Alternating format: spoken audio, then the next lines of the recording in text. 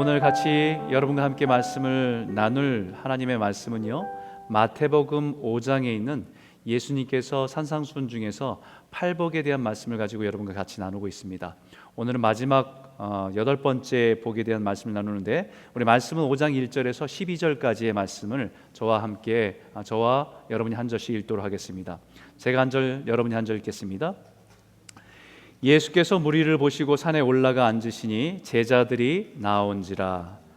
입을 열어 가르쳐 이르시되, 심령이 가난한 자는 복이 있나니 천국이 그들의 것임이요, 애통한 자는 복이 있나니 그들이 위로를 받을 것임이요, 온유한 자는 복이 있나니 그들이 땅을 기업으로 받을 것임이요, 의에 줄이고 목마른 자는 복이 있나니 그들이 배부를 것임이요, 긍휼히 여기는 자는 복이 있나니 그들이 긍휼히 여김을 받을 것임이요, 마음이 청결한 자는 복이 있나니 그들이 하나님을 볼 것임이요, 화평하게 하는 자는 복이 있나니 그들이 하나님의 아들이라 일컬음을 받을 것임이요, 위를 위하여 박해를 받는 자는 복이 있나니 천국이 그들의 것임이니라.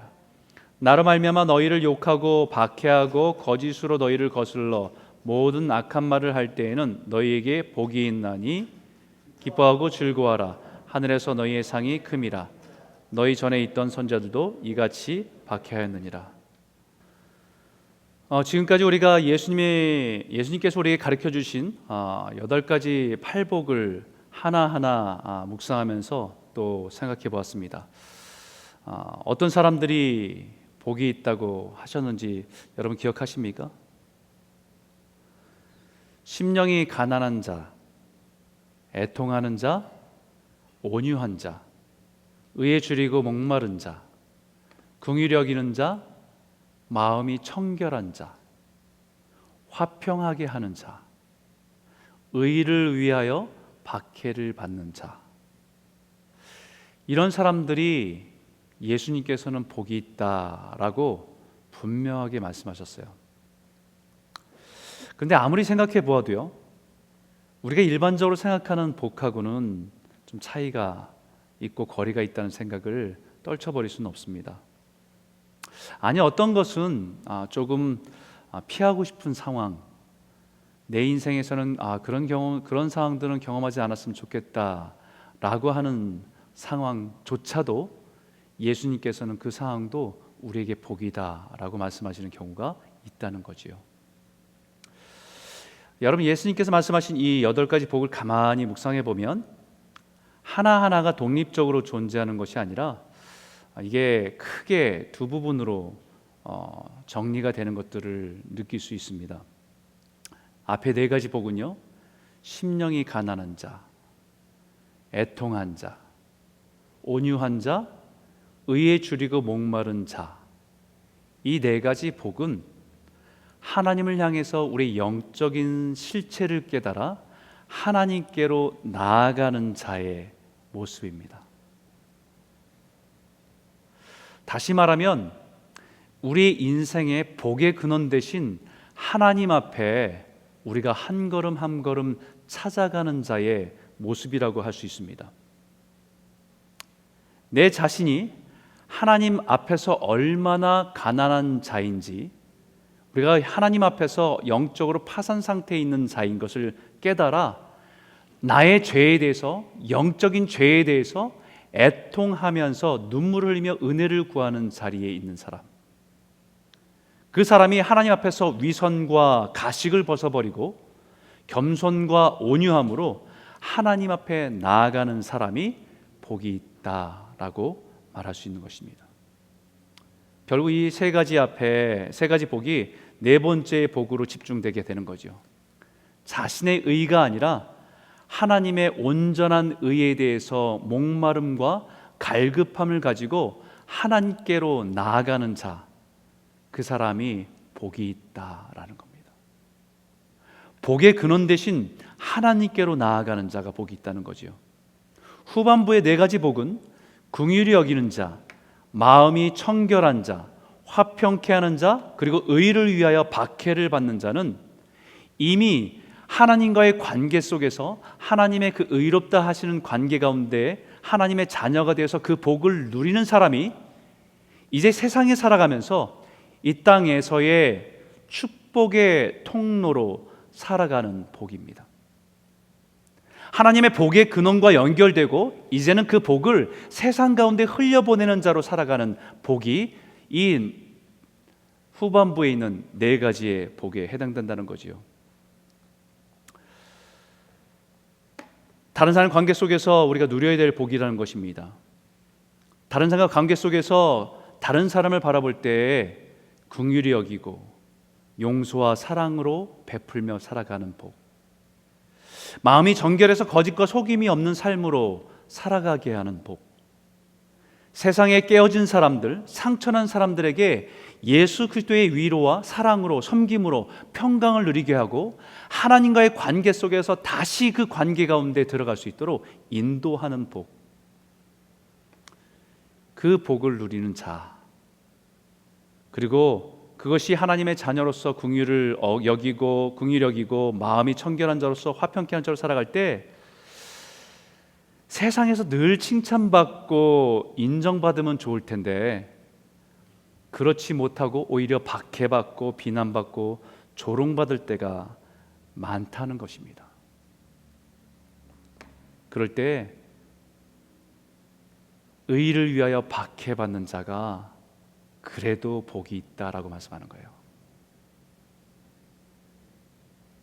여러분, 세상이 악하면 악할수록 더욱 비난과 조롱은 심한 박해로 다가올 수밖에 없습니다. 그렇기 때문에 후반부의 결론이 의를 위하여 박해받는 자는 복이 있다. 그래서 마지막 8번째 복은요, 후반부의 결론이기도 하지만 전체 8복의 결론이기도 한 겁니다. 다시 한번 그런 의미에서 다시 한번 의미를 생각하고 읽어볼까요? 함께 읽겠습니다. 시작. 의를 위하여 박해를 받는 자는 복이 있나니 천국이 그들의 것이미요. 의를 위해서 박해받는 자가 복이 있다고 말합니다. 자신만을 위해서 사는 것이 아니라 내 안에 계신 예수 때문에 다른 사람을 불쌍히 여기고 용서하고 마음을 정결하게 해서 진실하게 살아가려고 하고 세상에 소외된 사람들을 위해서 내 삶을 나눠주고 평화의 도구로 사용되기 위해서 하나님의 의를 나타내려고 살아가는 사람, 그 사람에게 복이 있다라고 말씀하십니다. 다시 이것이 이 팔복의 결론이기 때문에 구체적으로 한 절이 아니라 풀어서 의를 위해서 복을 받는다는 것, 박해를 받는다는 것이 무엇인지를 설명하고 있는데요, 11절이 이렇게 말합니다. 나로 말미암아 너희를 욕하고 박해하고 거짓으로 너희를 거슬러 모든 악한 말을 할 때에는 너에게 복이 있나니. 의를 위해서 박해를 받는다는 말은 바로 누구 때문에 박해를 받는 거냐면 예수 그리스도 때문에 받는 박해입니다. 예수님 때문에 받는 손해입니다. 예수님 때문에 받는 자존심이 무너지는 상황입니다. 영적으로 소망 없는 우리에게 하나님의 의, 예수 그리스도를 힘입어 우리가 의롭다함을 받은 우리가, 하나님의 자녀가 된 우리가 예수님을 따르고 예수님을 닮아가는 그 의를 위해서 살아갈 때 받는 박해와 고난을 말하는 것입니다. 다시 말하면 예수님을 따르는 사람이기 때문에 받는 고난과 어려움입니다.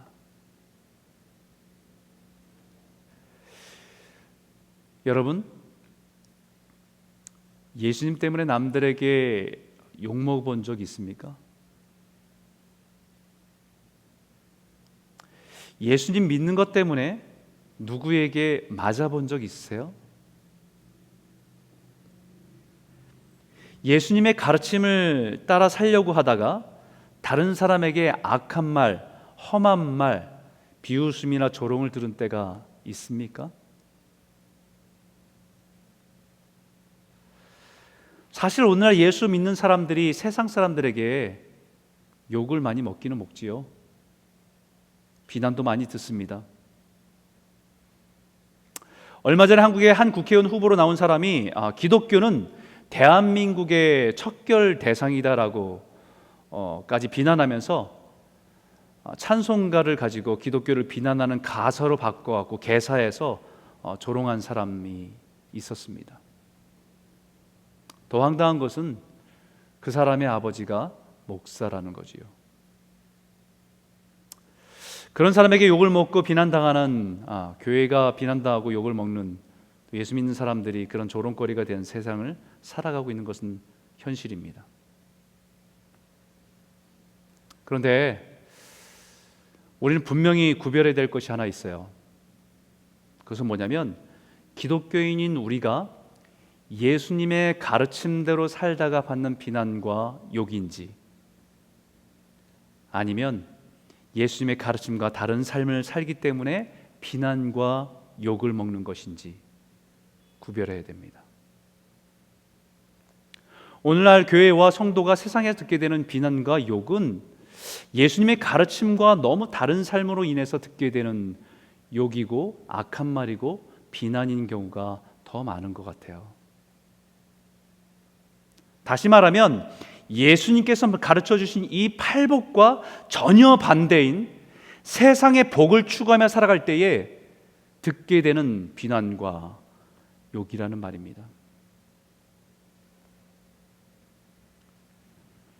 사실 예수님으로 인해서 우리가 비난과 수치와 박해를 당하기보다는 우리가 잘못한 것 때문에 교회와 성도와 예수님이 수치를 당하는 일들이 더 많은 거지요. 그런데 예수님께서 가르쳐 주신 팔복, 천국 백성으로 살아가면서 그 복을 추구하고 그 말씀대로 살아가다가 박해를 받고 세상 사람들에게 듣게 되는 비난과 조롱과 욕이 있다고 한다면 그 사람은 복되다 라고 분명히 말씀하십니다. 사실 우리는 이 박해라는 단어를 우리의 삶에 적용하기에는 너무 부담스럽습니다. 역사 속에서 수많은 사람들이 예수를 믿는 믿음 때문에 박해를 받으면서 자신의 믿음을 지킨 수많은 일들이 있습니다. 로마의 강력한 기독교에 대한 박해가 네로 황제로부터 313년에 콘스탄틴에 의해서 기독교가 공인되기까지 거의 250년에 걸쳐서 엄청난 박해를 견디며 믿음을 지켜왔던 역사가 있어요. 황제를 신으로 숭배해야 되는 것을 거부하고 오직 우리에게는 주는 예수 그리스도밖에 없다는 것을 믿음으로 고백했기 때문에 그것을 지키려고 박해를 받았던 시대가 있습니다. 예수님 때문에, 예수님이 나의 구주라고 하는 그 고백 하나 때문에 콜로세움에 짐승의 밥이 되는 것을, 십자가에 달린 채 불 붙여서 처형당하는 것을 기꺼이 믿음으로 바랐던 세대가 있습니다. 우리나라에도 초기 기독교 시기에는 예수를 믿는다는 이유로 수많은 사람들이 참수를 당하는 비극의 역사가 있고, 일제시대의 신사참배를 거부함을 통해서 고문과 옥살이, 또 6.25 전쟁 때는 공산당에 의해서 핍박과 학살의 기록들 속에서 믿음을 지켜내는 수많은 박해의 역사가 있습니다. 그것이 오늘 우리에게 복이 된 거지요. 그분들이 이 땅에서 살아가면서 축복의 통로가 되어서 자신이 받은 복을 후세에게 믿음을 지켜서 흘려보내줬기 때문에 오늘날 우리에게까지 그 축복이 흘러오게 되는 것입니다. 뿐만 아니라 오늘날도 이 지구상의 수많은 나라에서는 단지 예수를 믿는다는 이유로 높은 수준의 방화, 순교, 강금, 박해를 받는 기독교인들이 2억 4,500만이 넘는 기독교인이 있습니다. 인도에서는 수많은 사람들이 복음을 듣고 예수 믿기 시작해서 수많은 교회들이 일어난다는 부흥의 소식도 있지만, 인도 북부 쪽에서는 2,000교회가 넘는 교회를 불태우고 파괴하는 일을 발생하는 일들이 오늘 우리가 살아간 이 시대에도 존재한다는 사실입니다. 수많은 모슬렘 국가에서 예수를 믿는 믿음을 가지고 사는 것 그 자체가 모든 것을 잃어버리고 심지어는 죽음까지도 받아들여야 되는 박해를 견디며 살아가고 있습니다. 최근에는 중국에서 일어나는 노골적인 기독교의 탄압과 핍박이 일어나고 있는 상황이에요.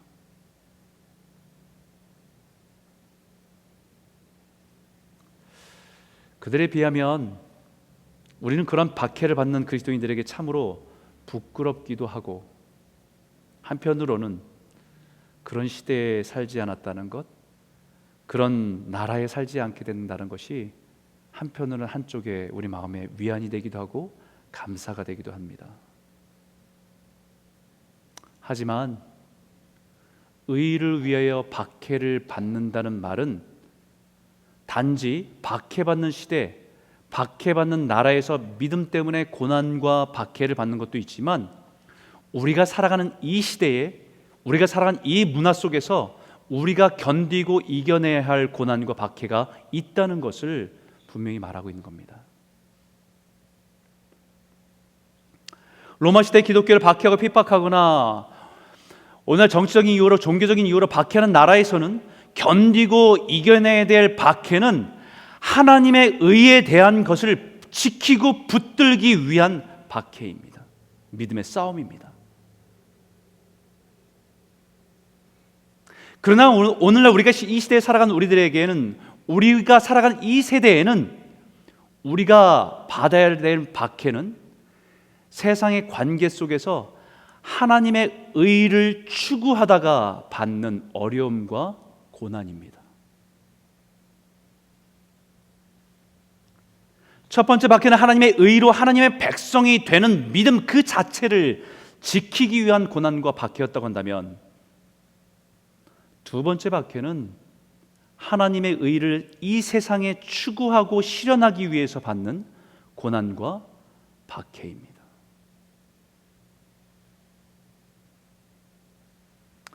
고난 없는 십자가는 없습니다, 여러분. 고난은 예수를 따른 참 제자의 모습입니다. 그리스도를 따른다는 것은 파시오 파시바, 고난을 받아야 하기 때문에 고난을 받는 겁니다. 그래서 성경은 분명히 우리에게 말씀하고 있죠. 같이 한번 읽어볼까요? 함께 읽겠습니다. 시작. 그리스도를 위하여 너희에게 은혜를 주신 것은 다만 그를 믿을 뿐 아니라 또한 그를 위하여 고난도 받게 하려 하심이라. 하나님의 은혜로 하나님의 백성, 천국 백성으로 삼아주신 것은 우리가 의로워서가 아니라, 하나님의 백성 삼아주신 것은 우리가 착해서가 아니라, 우리가 여전히 불의하고 부족하지만 예수를 주로 믿는 그 믿음으로 인해서 우리를 의롭다 하신 것입니다. 그것은 하나님의 은혜입니다. 그 은혜를 주신 것은 다만 믿음으로 의롭다함을 받는 것뿐만 아니라, 거기서 끝나는 것이 아니라 주를 위해서 고난도 받게 하려는 것. 정말 의로우신 예수 그리스도를 위해서 살아갈 때 고난도 기꺼이 받으며 살아가도록 우리를 부르셨다는 겁니다.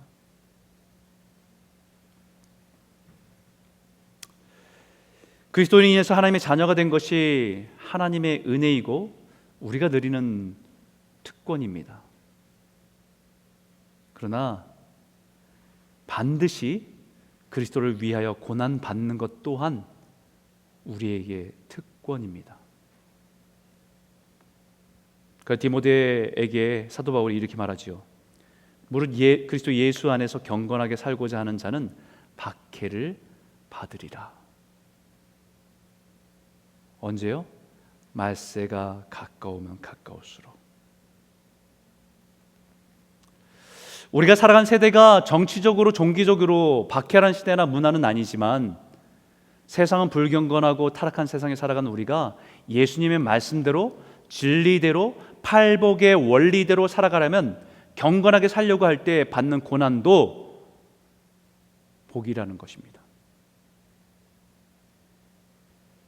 예수님께서 말씀하신 팔복을 인생의 중요한 가치관으로 삼고 살아가다가 받는 어려움이 복입니다.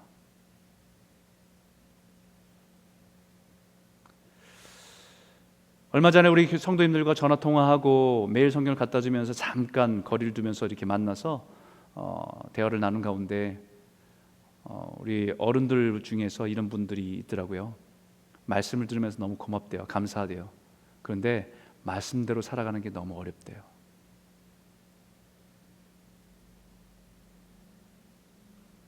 깨어진 관계에 화평의 도구로 살아가려고 하니까 너무 힘들대요.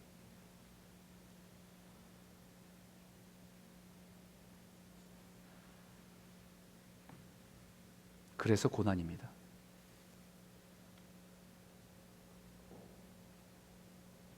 그리고 예수님이 그 고난이 복이라고 말씀하십니다.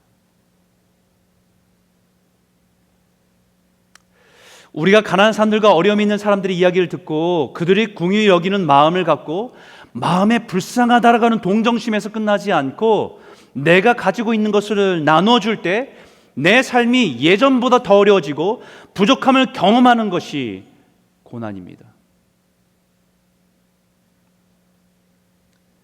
마음이 청결하고 깨끗하게 살려고 하다 보니까 남들이 다 하는 양심의 꺼리낌이 있는 일을 하지 않으려고 하다 보니 주변의 사람들에게 비웃음과 조롱을 받기도 하는 고난입니다. 누가 알아준다고. 단지 한번 대수롭지 않은 거짓말로 위기를 모면하고 물질적인 유익을 얻을 수 있지만 정직하게 대답함으로 인해서 물질적인 손해를 감수해야 되는 고난입니다.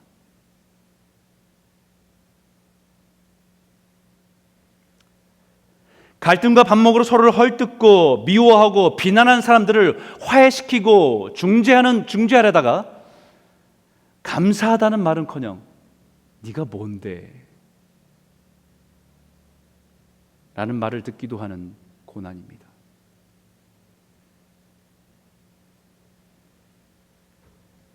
이런 고난이 바로 예수를 믿기 때문에 예수님 가르친 대로 살려고 그의 의를 따라 살려고 하다가 받는 고난입니다.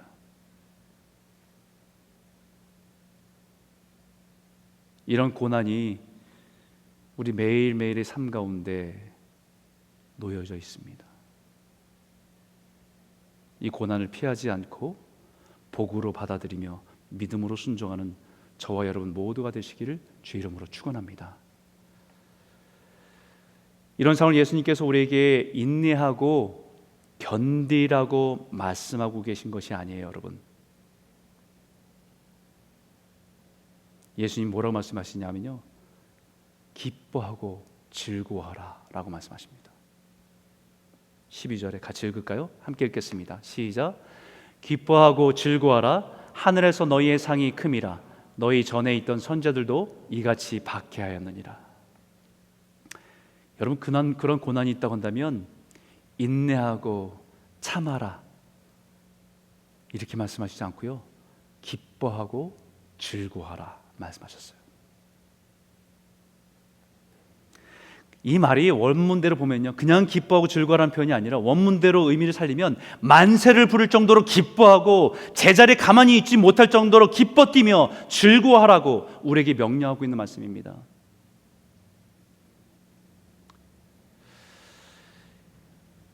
이 표현대로라고 한다면 가장 이 표현에 가깝게 표현한 사람들이 누군가 생각해 봤더니요, 스포츠 경기에서 자기가 응원하는 팀을 환호하면서 응원하는 사람들의 모습이 아닐까 싶어요. 자신이 응원하는 팀이 골을 넣거나 이기면 흥분해서 감당할 수 없는 기쁨을 환호하거나 자리에서 벌떡 일어나 손을 들고 환호하는 사람들의 기쁨을 표현하는 것입니다. 마치 그와 같이 우리가 그런 고난을 만날 때 기뻐하고 즐거워하라고 말씀하는 거예요.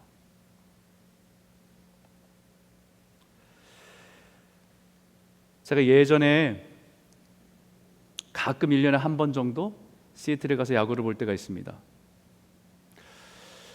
몇 년 전인데 시애틀에 추신수 선수 텍사스 팀이 와서 경기를 한다는 얘기를 듣고 경기를 보러 간 적이 있어요. 그 구장은 대부분 시애틀에서 온 사람들이기 때문에 대부분 시애틀 현지의 사람들이 가득 채우죠. 시애틀을 응원하기 위해서 모인 사람들입니다.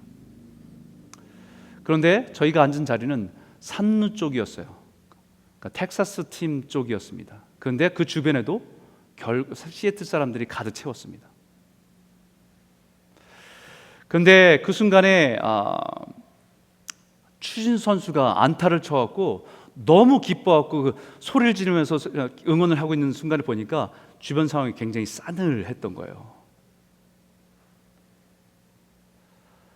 계속해서 그 경기가 끝나는 그 순간까지 시선들이 굉장히 따가웠습니다.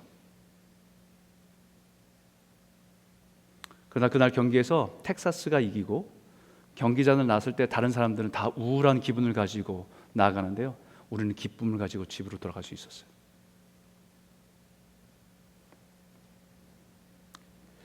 예수님께서 우리에게 그리스도 예수 안에서 경건하게 살려고 하다가 고난당하는 것이 있다면 기뻐하고 즐거워하라 라고 말씀하시는 것입니다.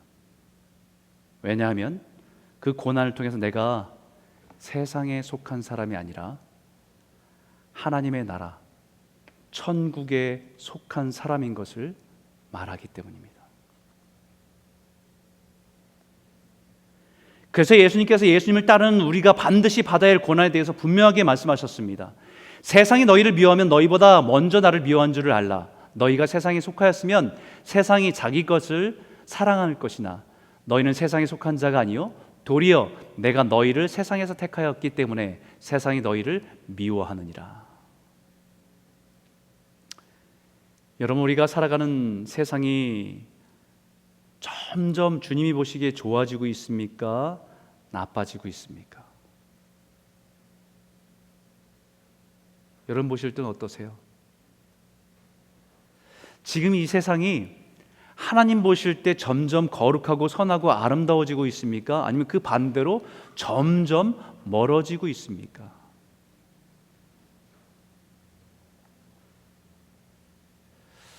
그런 세상에 살아가는 하나님의 자녀는 점점 더 고통스럽습니다. 힘겹습니다.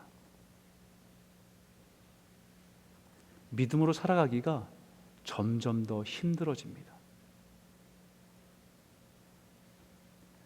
말씀을 따라 그대로 순종하며 살아가기가 점점 더 어려워집니다.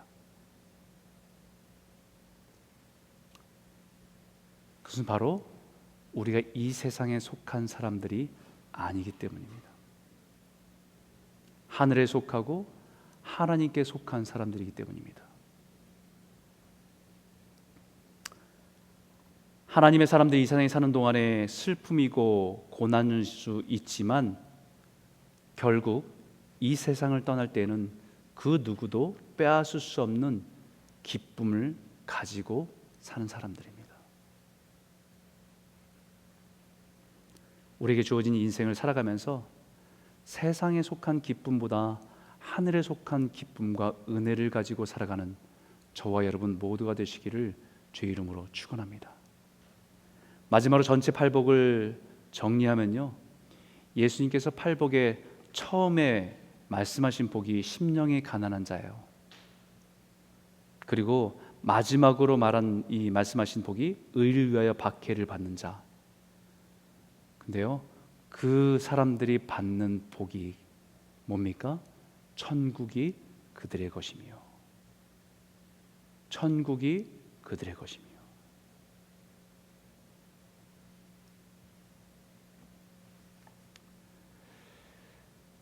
이 팔복은요, 궁극적으로 천국을 바라보고 천국 백성으로 살아가는 사람들이 추구해야 될 복임을 분명히 말씀하고 있는 것입니다.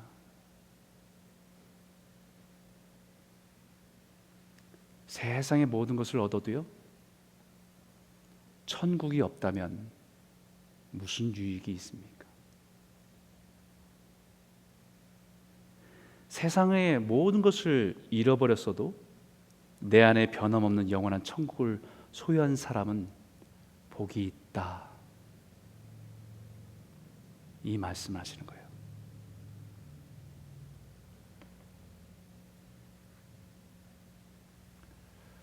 저와 여러분이 이 천국 백성으로 하나님의 나라에 대한 복을 가슴에 새기고 소망으로 품고 살아가는 기쁨과 은혜가 저와 여러분 삶 가운데 가득하기를 주의 이름으로 축원합니다. 우리 마지막 줄 한번 같이 한번 읽어볼까요? 함께 읽겠습니다. 나는 이제 너희를 위하여 받는 괴로움을 기뻐하고 그리스도의 남은 고난을 그의 몸된 교회를 위하여 내 육체에 채우노라. 사도 바울이 고백하듯이 천국을 소유한 기쁨, 천국을 소망한 기쁨이 있어서, 그리고 그 기쁨을 가지고 이 땅에서 예수님을 따라 살아가는 그 삶을 살아가겠다는 고백입니다. 그렇기 때문에 우리의 인생은요, 그 기쁨을 우리의 삶에 채우는 시간들입니다. 사랑하는 성도 여러분, 그 고난을 두려워하지 말고 오히려 천국에 속한 사람으로 기뻐하고 즐거움으로 넉넉히 이기시는, 천국의 은혜를 누리시는 우리 모든 성도님들 다 되시기를 주의 이름으로 축원합니다.